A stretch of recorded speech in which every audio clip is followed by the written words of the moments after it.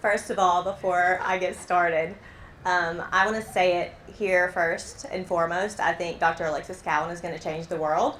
And I'm holding this intention for her, and I hope that you all do too, because we have to hold this collective energy of hope and transformation. And we have some really bright minds in the future of healthcare. So anyway, okay, so who am I? Well, I'm Kelsey Dexter. Hi.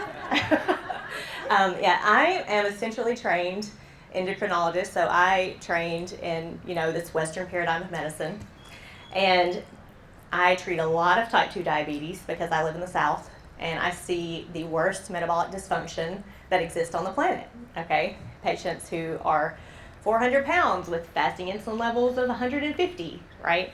Who are in the worst possible shape you can imagine. So I really think that since discovering circadian health, quantum health, decentralized medicine, that I do this a lot better than I used to.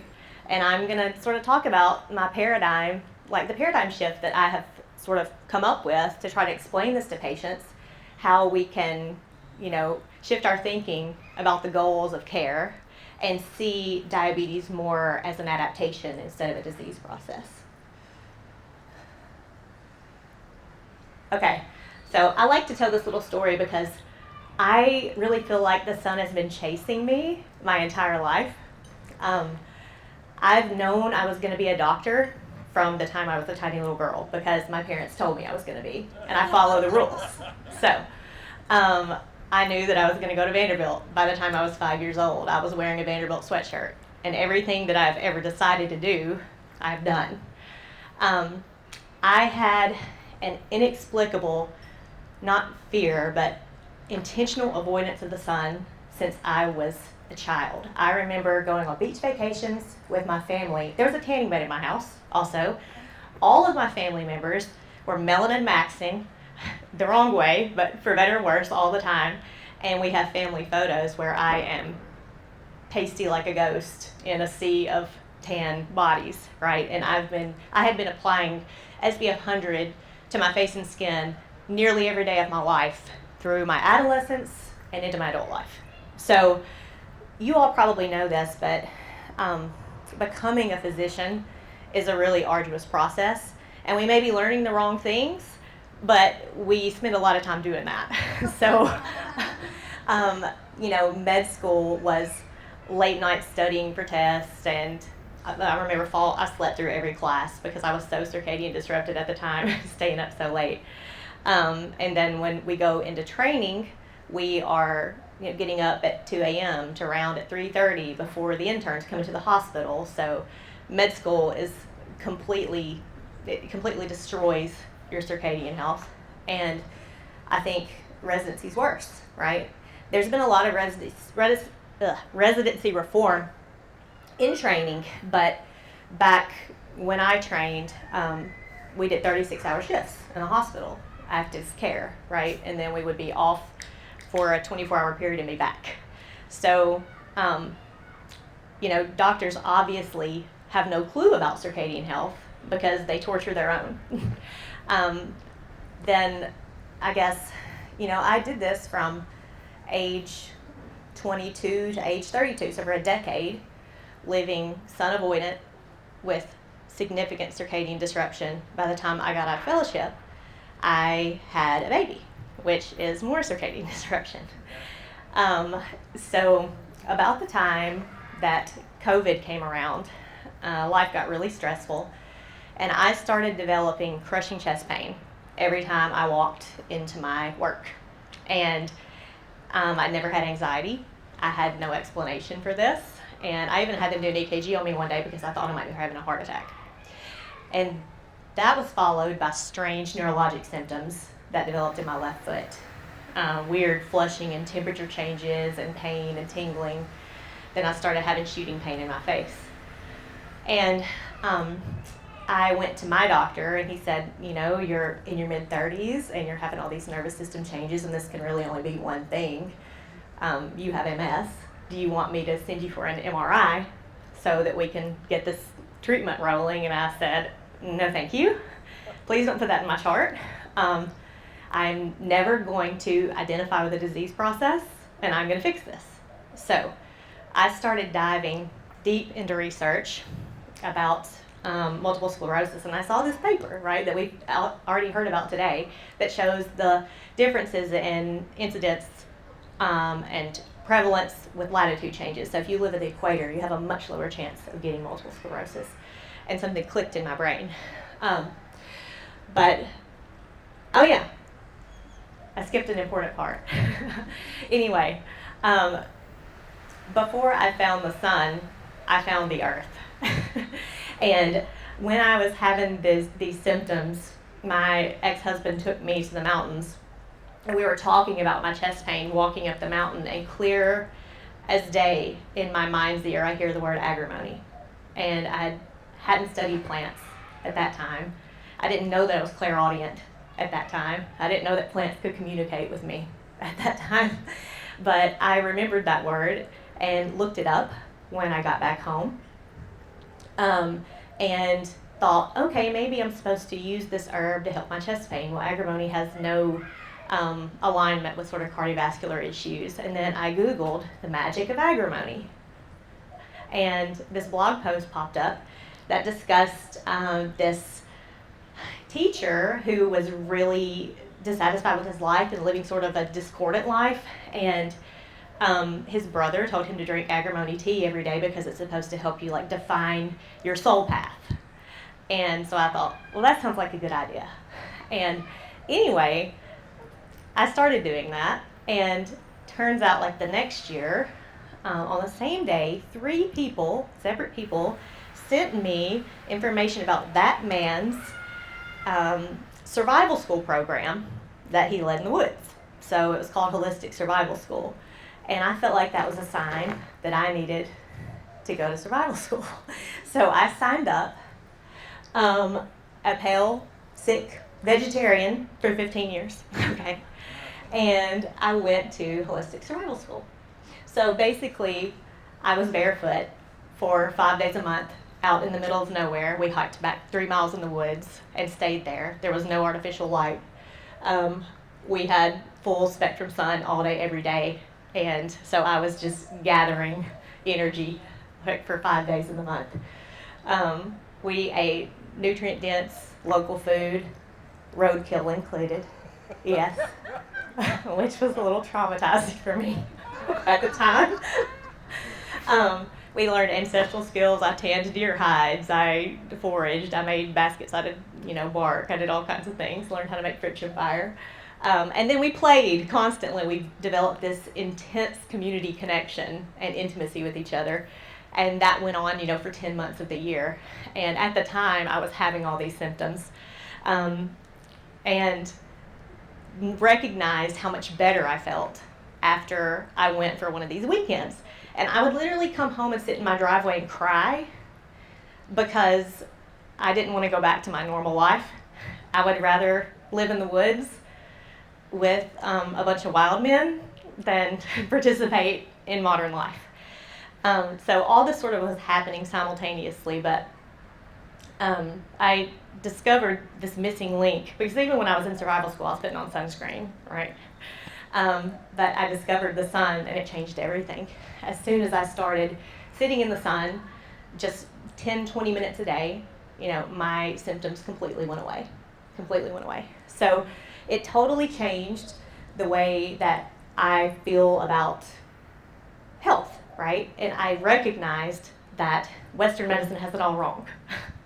And that we should be working toward foundational health, and that connection with nature and community as a part of nature are the keys to us maintaining health. Sometime around that arena, I don't know, probably about the same time Alexis heard of Jack, I heard Jack talk on Dr. Max Goulane's podcast. And then I heard the Rick Rubin podcast, and sort of everything clicked for me. And I realized that physiology is rooted in light cycles, water, and magnetism. And mitochondrial disease is the basis of all disease, right? Mitochondrial dysfunction. So that really changed the way I thought about everything. So how do we integrate this in centralized practice, right? Well, the tenet of Western medicine, we say first do no harm, right? I realized that I was harming every patient that I was taking care of by following guidelines and using pharma as first line for treatment. And I started seeing every hormonal issue that I see, so endocrinology, we deal in hormones, not just diabetes, through the lens of circadian and mitochondrial dysfunction and how that relates to disconnection from nature. And so the majority of my patients that I take care of have type 2 diabetes, so I started thinking about type 2 diabetes through that framework. So probably not many of you, if any, have type 2 diabetes, but I guarantee you that you know somebody that does because it's exceedingly common, right? We know that 93% of people have metabolic dysfunction. So metabolic dysfunction and type 2 diabetes exists on a spectrum. You start out with leptin and insulin resistance. This progresses to the point where the body can no longer handle the insulin production it takes to keep blood sugar normal, and all of a sudden you have diabetes. But it's all one spectrum of disease. So there are a couple of different estimates. We try to model this prevalence data. And the World Health Organization says that, by 2022, they were estimating that 830 million would have type 2 diabetes in the world. The International Diabetes Federation estimated a little bit less than that. Well, they're both, pretty much undershooting at this point, even for the projections into the future. In the United States, 50% of people have either prediabetes or type 2 diabetes. So 1 in 2, which is pretty crazy.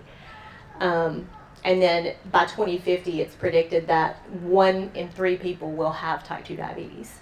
It's a problem that all practitioners have to pay a lot of attention to, because most of the Neolithic diseases that we face are rooted in this metabolic dysfunction. This is a little bit hard to see from there, and I apologize, but this is the projections from the International Diabetes Federation talking about type 2 diabetes prevalence in different countries and how they think it's going to rise. But, we have anything from a 13% rise in Europe by 2045 to 134% in Africa. So it's a worldwide problem, not just a westernized world problem. The World Health Organization, which we've already established is very centralized, right? This is what they recommend for prevention of type 2 diabetes. So they say lifestyle changes are the best way to prevent or delay the onset of type 2 diabetes. And people should reach and keep a healthy body weight, stay physically active with at least 150 minutes of moderate exercise each week, eat a healthy diet and avoid sugar and saturated fat, and not smoke. So all centralized doctors are given this information, and this is what they tell their patients. And then their patients have to implement it, right? And that's really difficult for a lot of reasons, and the recommendations aren't working. So what are we all missing? So in centralized medicine, they say that type 2 diabetes has a genetic predisposition. It's caused by diet and inactivity. It's progressive, meaning it just gets worse over time. It's never cured, only managed. They recommend quote-unquote diet and exercise with no specifics as to how that needs to look, typically. Metformin is first-line therapy, and care is pharma-centered. And we know all across the world today, GLP-1 agonists are just given out like candy to every patient. They want an A1C less than 7%, which is an average glucose of 154 milligrams per deciliter. I don't know the other conversion for the international folks, but that's pretty high, okay, high average glucose. And all patients over 45 years of age are prescribed moderate to intense statin therapy, which we know that statins increase the risk of type 2 diabetes. They cause mitochondrial dysfunction. They're associated with cognitive decline. There are lots of reasons that might not be good for that population. What? 8.5 millimoles. Okay, thank you. So in centralized medicine, the recommendations for lifestyle changes are based on this big study that was done from 1996 to 2001 called the Diabetes Prevention Program. And most of you have probably heard about this. But basically, they put patients in 3 different groups: lifestyle modification versus metformin twice a day versus placebo. So the metformin and placebo group got told they needed to lose 7% of their body weight and exercise 150 minutes a week.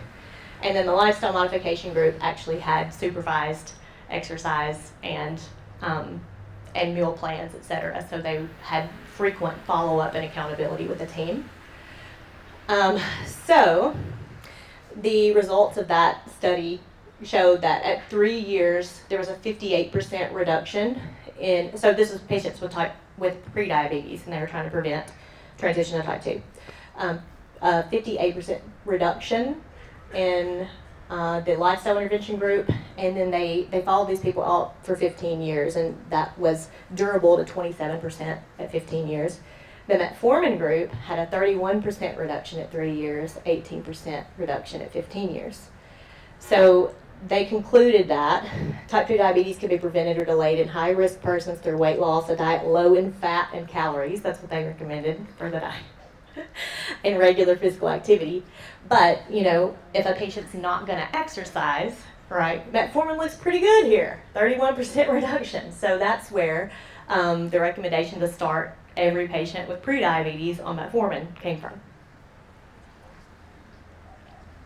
So how does this look in real-world application? Well, the standard American office visit's about 15 minutes, maybe less. Thomas, less?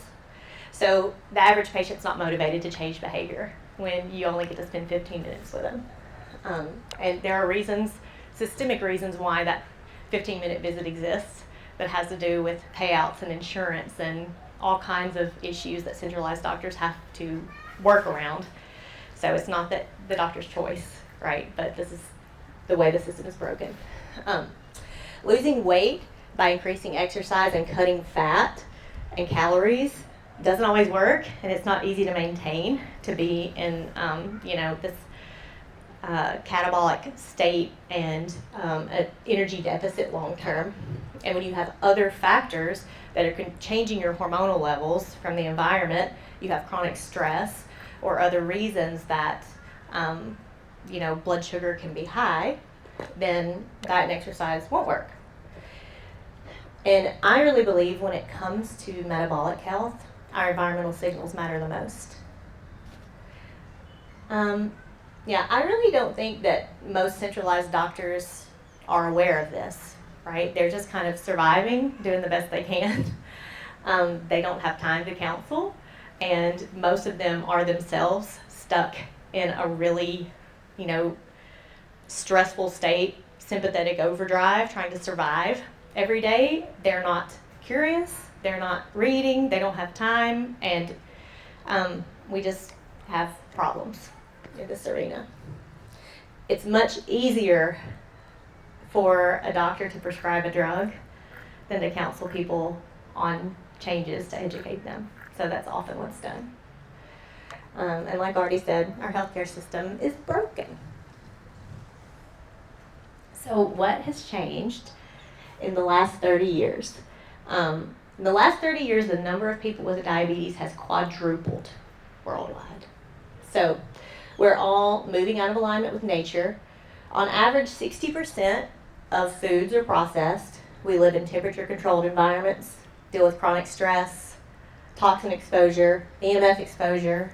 We spend 7% of our, well, we don't, right? But the average American spends about 7% of their time outside. And then we have had significant changes in our light environment. And circadian disruption is a huge issue. So currently, I have one foot in the world of centralized medicine because I still work in this paradigm, and I do it a lot better than I used to, like I said. But I also have a foot in centralized or decentralized medicine. I'm building another clinic, another style of practice, trying to find a new model and change my own system. But I've started to think about type 2 diabetes not as pathology, not as a progressive disease, but as an adaptation. So the body is responding to environmental signals. Light and darkness, nutrient load and fasting. We're trying to create excess energy stores for survival and protection.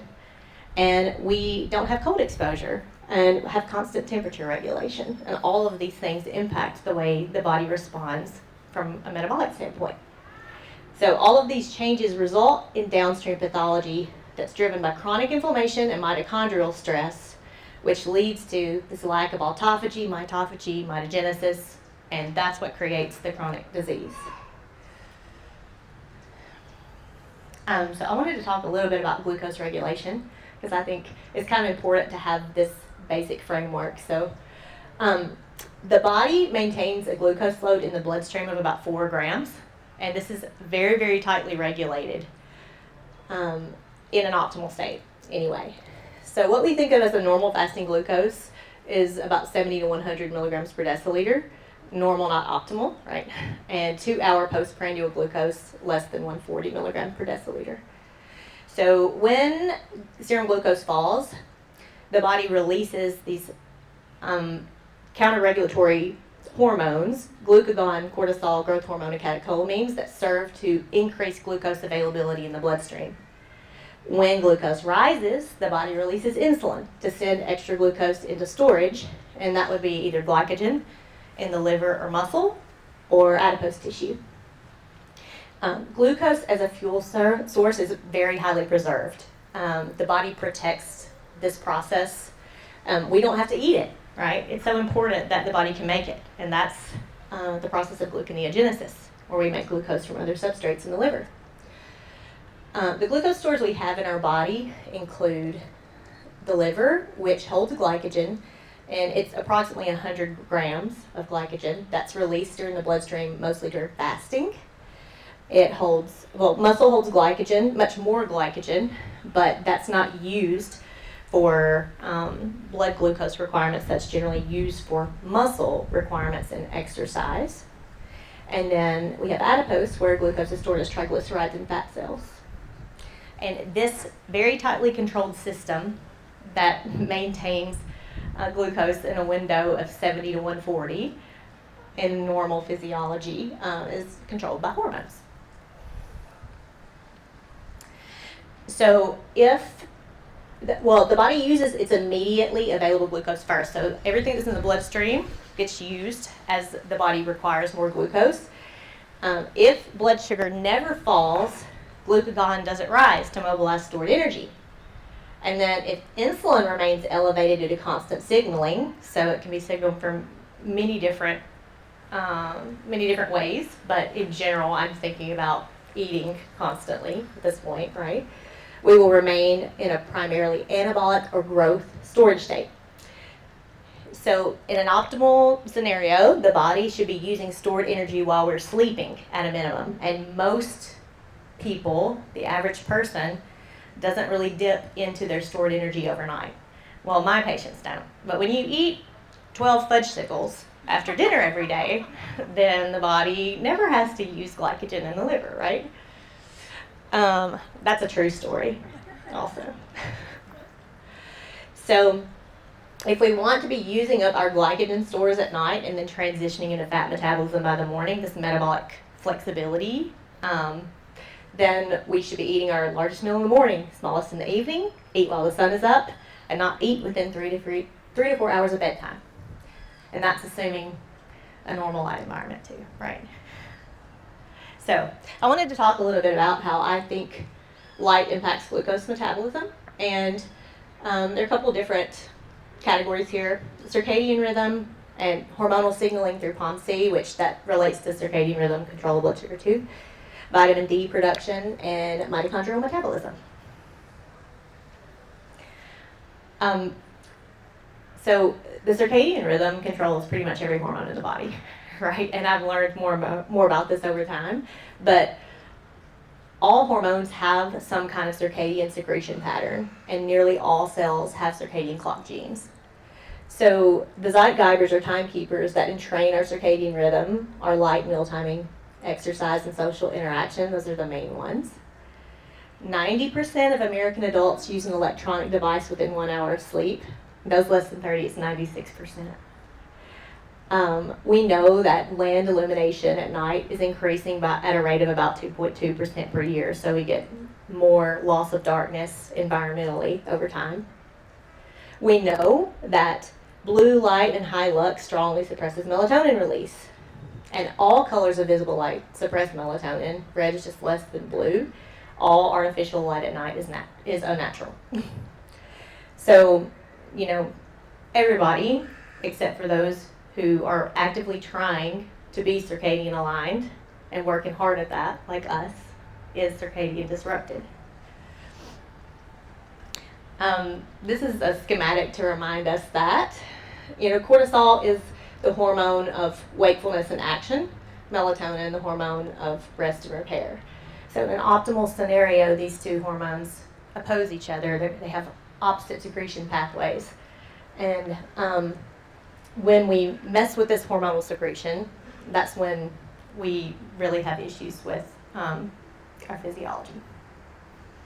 So there's been controversy in westernized medicine, centralized medicine, over metabolic syndrome for a long time, because it's this constellation of symptoms that are sort of independently associated with type 2 diabetes and cardiovascular outcomes.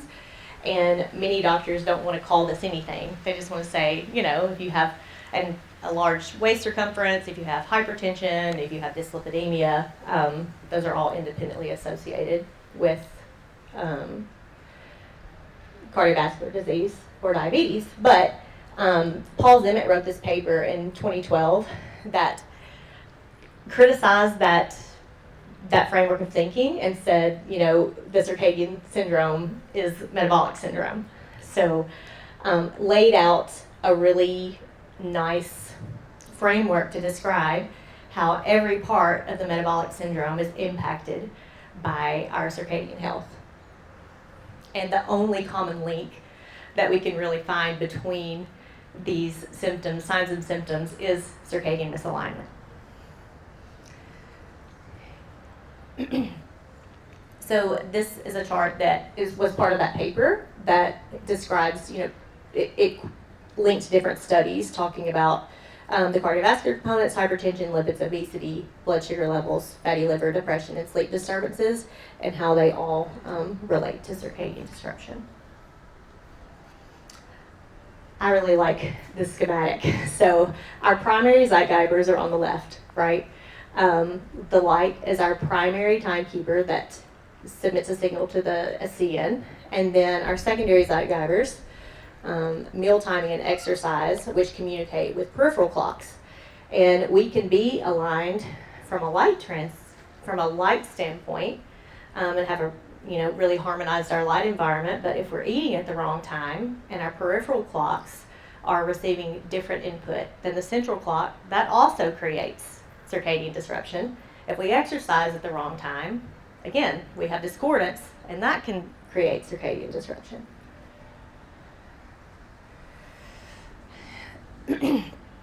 So some of the stats are that, I think about shift work as being, the worst form of circadian disruption from a light standpoint, and often from a meal timing standpoint.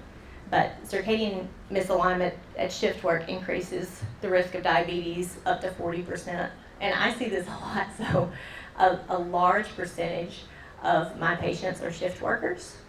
In fact, it's like 1 in 25 people in the United States works a form of shift work.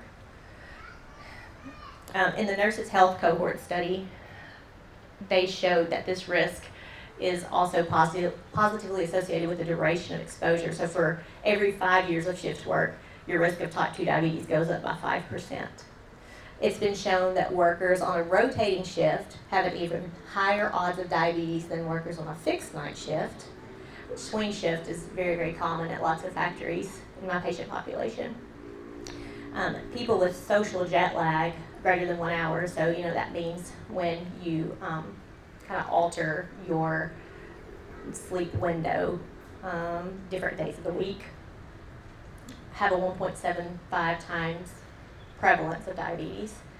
Later chronotypes, people who go to sleep later and wake up later compared with earlier chronotypes, have an increased risk of diabetes independent of their sleep duration. And experimental evidence indicates that circadian disruption impairs beta cell function and insulin sensitivity. So insulin's made by beta cells, and that results in impaired glucose tolerance. So this relates artificial light at night to different ways that the metabolism is impaired. So melatonin suppressed keeps leptin from docking in the hypothalamus, increases appetite in the morning. Sleep disturbance relates back to melatonin and leptin, increases night eating. Artificial light at night increases hepatic glucose production and causes insulin resistance independent of other hormonal actions. So there are many different mechanisms by which exposure to light at night impairs metabolic health. This table summarized, this was from a paper in 2020, it summarized a bunch of different studies looking at circadian disruption in different ways. So eating in the evening versus light in the evening versus both versus sleep restriction, et cetera, and how that impacts insulin sensitivity, beta cell function, and glucose tolerance. And you can see on the right that every form decreases glucose tolerance, so increases insulin resistance. We focus a lot on light, and I wanted to say too that the feeding window is a very important timekeeper for circadian health, especially for the liver and the gut. And I have, heard other providers, other teachers say that you can pretty much eat anything you want if you have an aligned circadian rhythm, if you don't have a good light environment. Shit off a shingle, something like that. Do y'all remember that quote? And I really don't believe that's true. I think that whenever you drink soda all day and you eat every 2 hours and, you have sweets all day long, it's really hard to fight against that because sugar entering the bloodstream is the strongest stimulus for insulin release. So we have to do better with our diets no matter what. Diet is foundational. It's not just light. And we know that food is a form of light, right? And that's part of why we want to eat local and seasonal so that we receive the right information in our food. But eating real food is very important to metabolic health. And eating at the right time is very important to metabolic health. So I really like this study overall. It was a really big study with about 85,000 people, and they put light sensors on them for a week and recorded the amount of light that they were exposed to overnight when they were sleeping, just for a week. And then they follow these people out years since that recording, and you can see in these quintiles, the 0 to 50% has a significant drop-off that's durable in their risk of diabetes incidence over time. And that's when their eyes are closed. So light at night is a risk factor for diabetes. This study showed that in 513 older individuals with and without diabetes, the ambient light intensity in the evening before bed, and this was pretty low lux, 17 to 37 lux, was associated with a 51% increase in the prevalence of diabetes. And I've found studies showing as little as 3 lux of ambient light in the room with you can be associated with bad metabolic effects. And I just think about, all of our children that sleep with night lights and all the adults that sleep with their TVs on. So the bottom line with all of this is that artificial light at night is very disruptive to metabolism, and if we're doing the best that we can, we sleep in absolute darkness, which a lot of you all know. Melatonin itself has important independent effects on metabolism. So this paper compiled all the ways that, or all the studies that showed, impact on glucose metabolism that metformin has. So it improves insulin sensitivity. It regulates glucose transporters. So GLUT receptors, help glucose get into the cell. That's how insulin decreases blood sugar. Protects mitochondrial function by reducing oxidative damage, regulating mitochondrial biogenesis, autophagy. Improves lipid metabolism, regulates fat cell differentiation accumulation, activates thermogenesis, actually increases brown fat uncoupling for heat production, and beige fat transformation. It has antioxidant effects and attenuates inflammation. The darkness is just as important as the sunlight. I talk about cortisol all the time because I feel like nervous system dysregulation and blue light toxicity mainly mediates this metabolic effect through increasing cortisol. And cortisol is a glucocorticoid, meaning that its main function is to increase glucose in the bloodstream for availability to tissues. So cortisol raises blood sugar, and we see this, when you take synthetic steroids, they can cause diabetes when the dose is high enough. So if our body is over-secreting cortisol, you're going to have chronically elevated blood sugars. Glucocorticoids increase insulin receptor resistance, decrease the glucose uptake in tissue. They stimulate gluconeogenesis in the liver, so the liver makes more glucose. They decrease insulin secretion, so then the body's not as able to clear glucose from the bloodstream. And they decrease GLP-1 secretion, which increases appetite. Cortisol in pathologic excess causes something called Cushing's syndrome or Cushing's disease, depending on the source of the cortisol.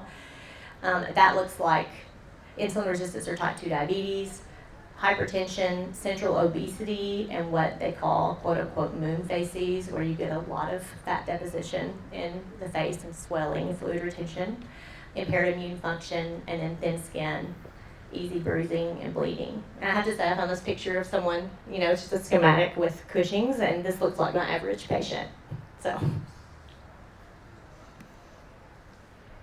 leptin. Leptin is probably my favorite hormone.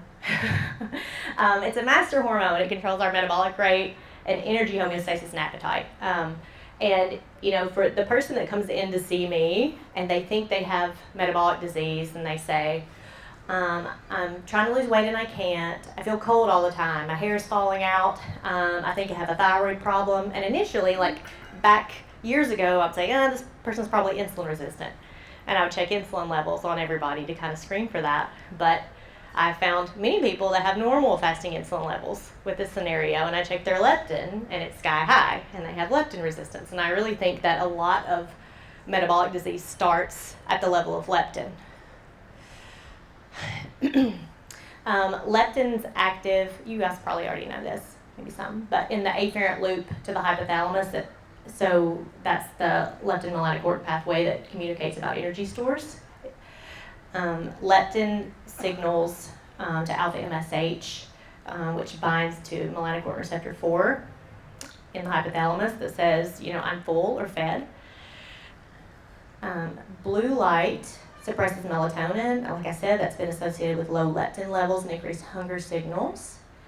And cortisol itself regulates leptin production. So cortisol acts directly on adipose to increase production of leptin and reduces the brain's sensitivity to leptin.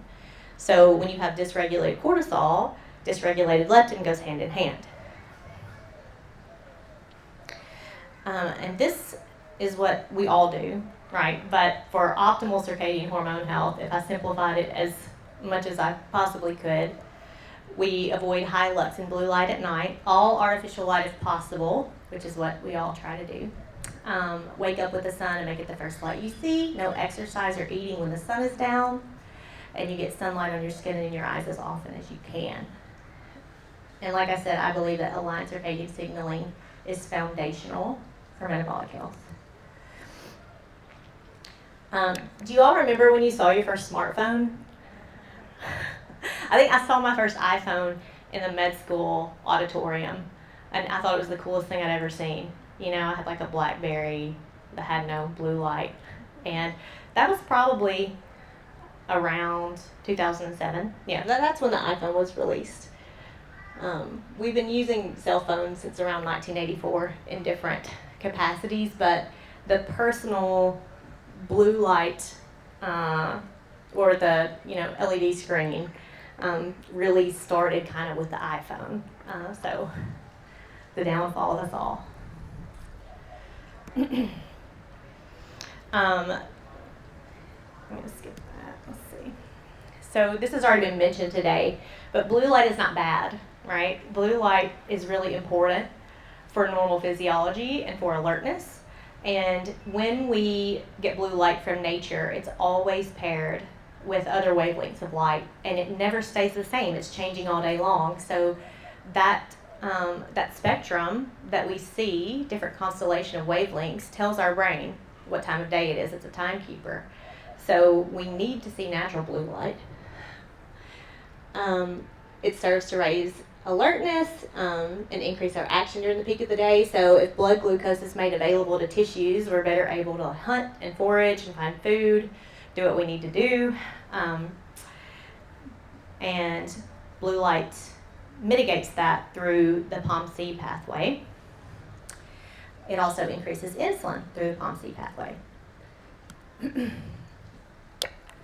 So, POMC, is a pluripotent peptide hormone that can turn into lots of different end products.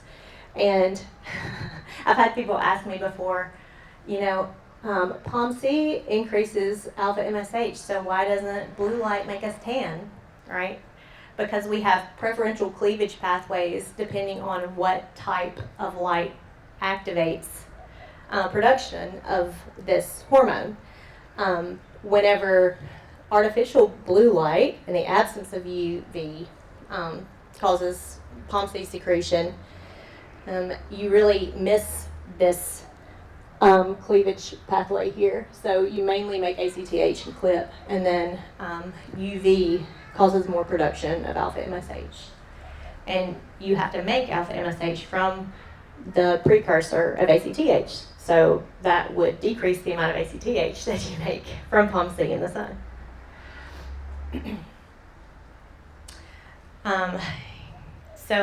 I really, more than anything, with the rates of increase in type 2 diabetes that we're seeing, worry most about our kids.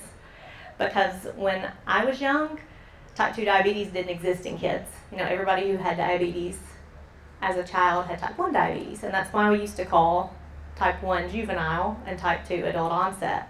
But we now know they have completely different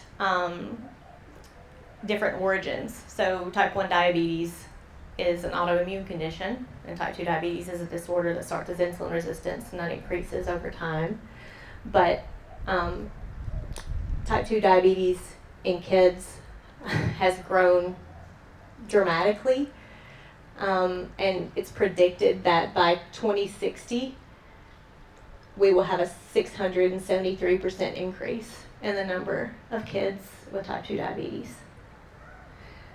And the only major change in our environment that we've had in the last 20 years, really, the only major change has been, personal screen use.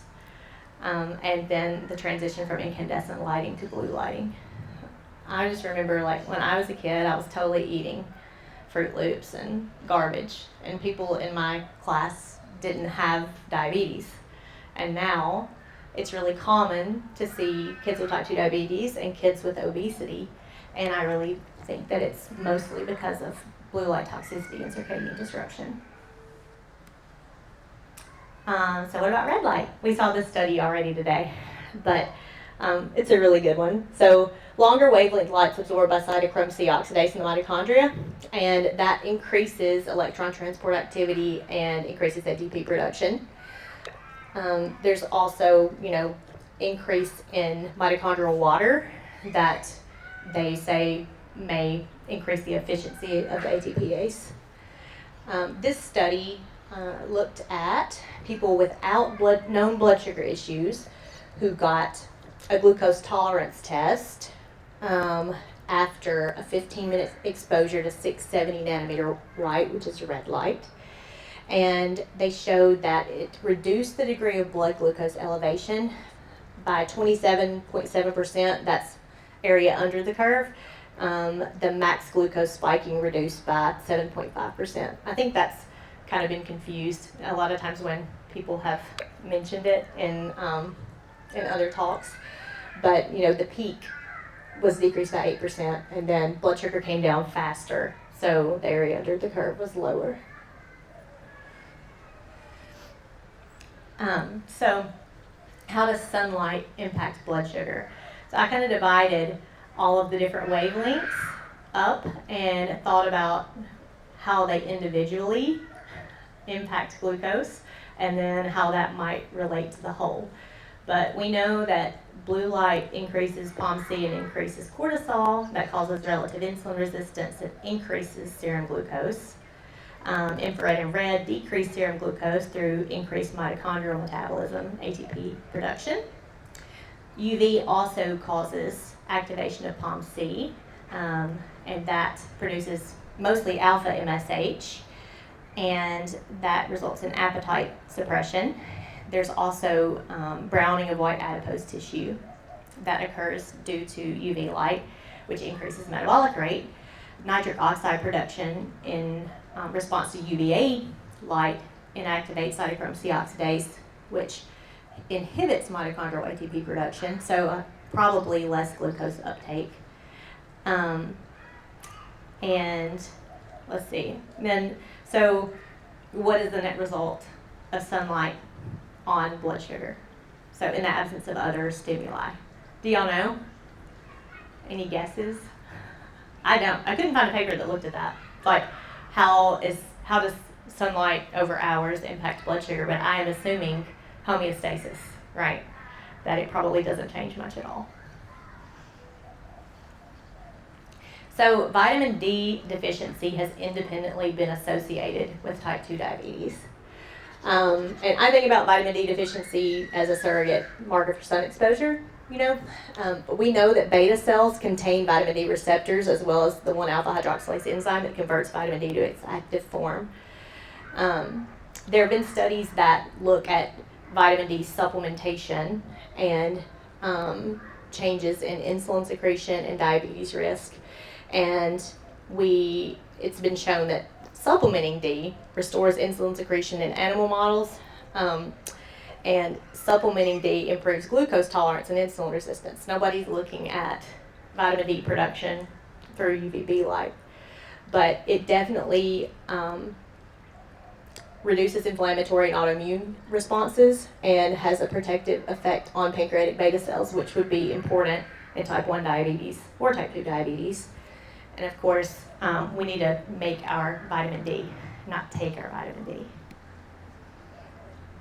But all that talk about glucose, optimal energy, mostly comes from our environment. We talked about this earlier today too, right? So 2/3 of our energy should be coming from our environment, and now it's not because of sunscreen and shoes.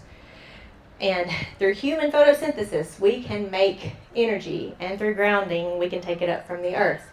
And there's this quote in a paper that I read. It said, "So the real source of energy of the eukaryotic cell is water. So the sacred role of glucose as an energy source now breaks into 1,000 pieces. We ended up saying that if the energy source was glucose, diabetic patients would fly."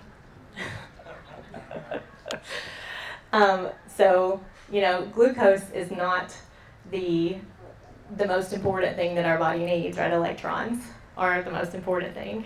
But I think it's really interesting how glucose has been conserved over time and maintained in this very tight range at all times. Anyway, yeah, I also remember Dr. Cruz says that everything that loses energy gets bigger. So, if if you have congestive heart failure, it gets bigger. If a foot is injured, it swells. But are we all collectively getting bigger because we're all losing environmental energy?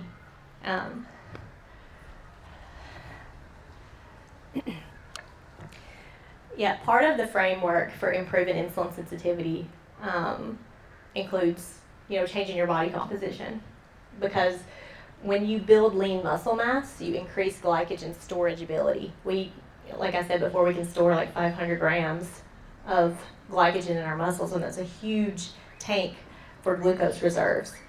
Using muscles uses those glycogen stores and creates a place for us to put extra glucose when we eat. So lean muscle mass is metabolic currency. I recommend to pretty much all of my patients to start some kind of strength training, because especially when you flex your muscles in the lower part of the body, you can use up a lot of glycogen stores, and that helps improve insulin sensitivity. And many of my patients, I have many that they don't walk, right? They might not have legs, and we come up with all kinds of ways to help improve some kind of action. And it may be hand weights, it may be lifting the thigh off of the chair. I mean, we have to start somewhere, but I try to get everybody moving a little bit.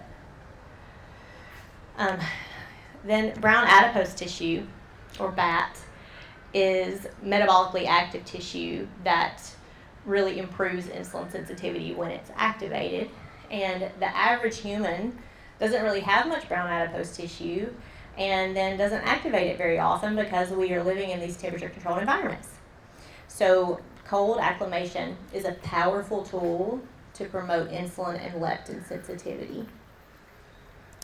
It's been shown that when you acclimate to moderate cold, this is only about 65 degrees Fahrenheit in humans over 4 weeks, you could increase the active BAT volume by 45% and tissue total oxidative metabolism by 182%. So just being in a chilly environment and leaning into that cold can help improve insulin sensitivity dramatically. When we are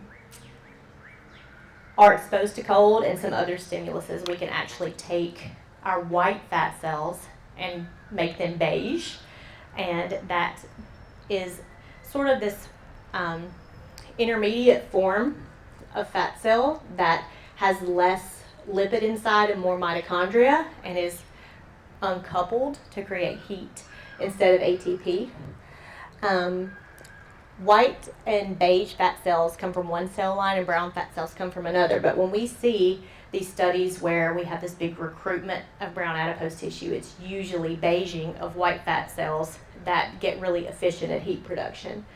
And ways to turn our white fat into beige fat, cold therapy, and that's mediated by beta adrenergic stimulation. Melatonin, like I said before, so when we sleep really well at night, we have more beige fat. Exercise, and that happens through a hormone called irisin that's produced by muscles.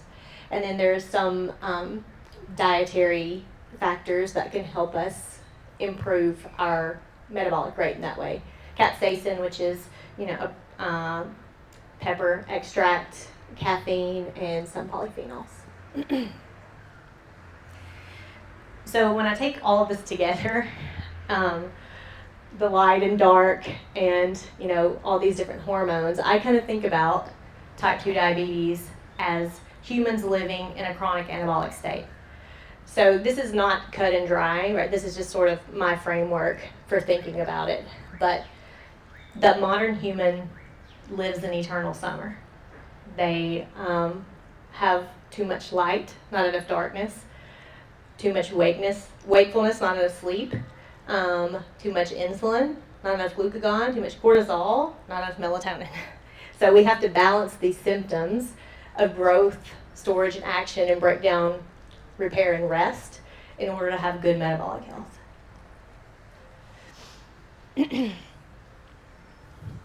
So I have helped several patients reverse their type 2 diabetes. And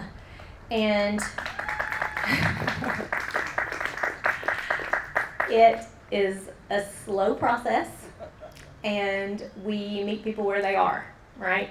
So I have folks that come to me in my decentralized practice who are ready to do all the things. They will do anything that I tell them to, and they improve really, really rapidly. And I have other patients, like I mentioned, who are 400 pounds on so much insulin to keep their blood sugar under control that it will completely prevent them from ever breaking down fat for fuel. So they're in a chronic anabolic state driven by their insulin dose, their pharmacology. And, I think that sometimes when we are going to reverse diabetes, we have to use medicine, right? Because if I'm trying to keep someone's blood sugar under control, and the only way I can do it is by giving them 200 units of insulin a day, and I have another way to get their blood sugar under control that's easier, like a GLP-1 agonist, right? I can help that patient get off of that anabolic insulin, which is causing progressive weight gain and making their insulin resistance worse. I can help them lose 100 pounds, which motivates them to do other things.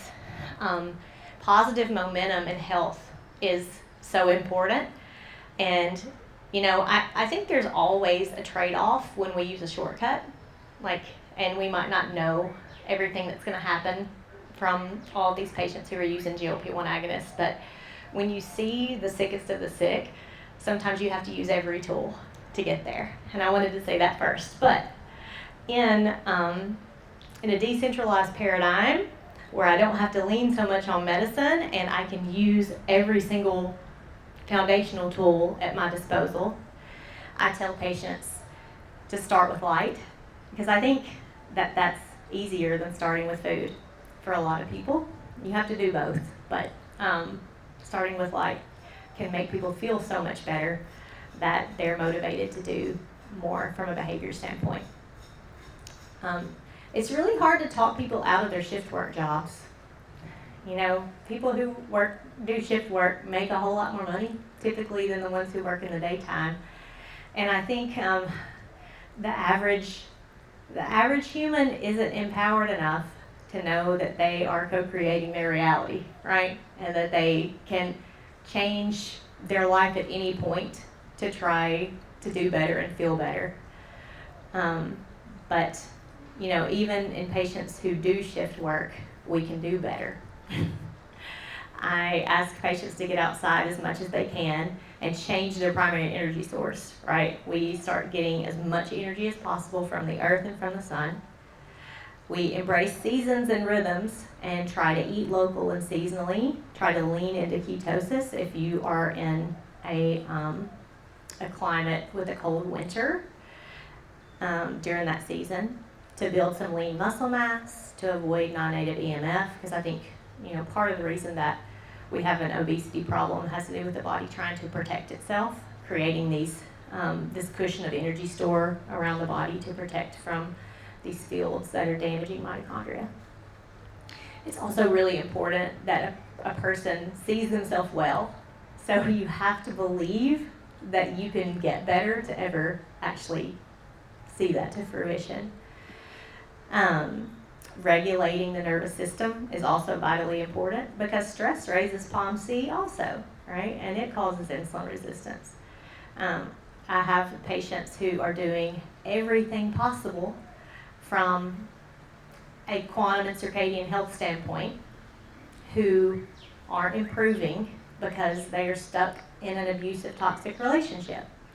And the stress is undoing. Well, it's not undoing, but they just really can't. They're going to have to get rid of that primary stress before they're ever going to actually heal. And the people that you surround yourself with matters. right? It's really easy to be healthy and have good habits when all of your friends and family are doing that too. But a lot of these folks that I see are going to be the outliers, the weirdos like me, right? They all think I'm crazy. But up-leveling your community really makes a difference whenever you're trying to be the best version of yourself. You hang around people you want to be like. Yeah. So all of these strategies support the health of mitochondria. And that's how we heal and prevent chronic disease of all kinds. I think there's a lot of overlap between, what we do for one condition versus another. But to me, improving metabolic health just involves getting our body back into balance and improving our mitochondrial health. We need to embrace the duality of light and dark, fed and fast, hot and cold. We have to lean into both sides of the coin. And I think the most important thing that I want to impart is just that we have to maintain our empathy and our humility and know that there's always more to learn, and not everybody's going to get it. And so we have to just step up and, as practitioners, offer people the tools that are attainable and little by little help them do better over time. Right. And that's all.